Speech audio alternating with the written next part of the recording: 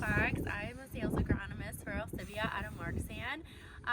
Today we're going to be talking about some planting considerations. This spring has been a really slow warm-up. As you can tell, I'm still wearing my winter jacket because it's like 40 degrees out, so it's not very warm. Currently, we're probably about 100 GDUs behind normal. So we're definitely seeing a really slow warm up. So with that being said, planting conditions, ideally you want to see about 50-degree temps, which this currently doesn't seem to be a trend for a little while. So if you're planting in anything below 50-degree temps, I'd highly recommending upping your planting population in those cooler soil temps. 2,000 to 3,000 probably seeds per acre would be ideal.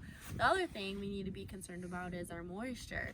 So southern Wisconsin is considered to be more dry, moderately dry, where Green Lake County, Marquette County, Dodge County, so South Central would be moderately dry, where anything up in the north, we're about normal. So if you're planting into those dry soils, you want to be sure that you're either looking at your 10-day forecast to see if any moisture, any sort of precip is coming, or you want to see how far down that moisture is in the soil and dropping your seeding depth to the moisture.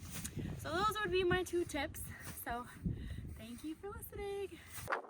Hello, I'm Canales, agronomist with Alcivia. Earlier, Michaela was just talking about taking into consideration the dry conditions that we're potentially going to have here in 2022. So I just want to take a minute and kind of talk about planter, maybe things you should be checking on your planter so that when you get going into these dry conditions, you'll be set up for success.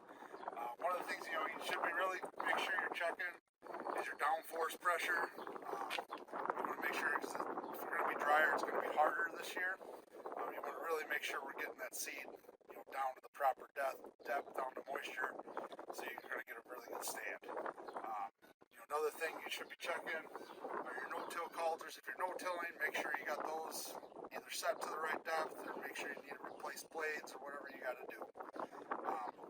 And then also, if you have the ability to, if you have liquid on your planter or somewhere you're able to put in some zinc, just helps with emergence on that corn in the colder soils to get it up, get it going, and get yourself, a really good yield come fall. If you have any other questions, feel free, contact one of your agronomists, and have a safe planting season.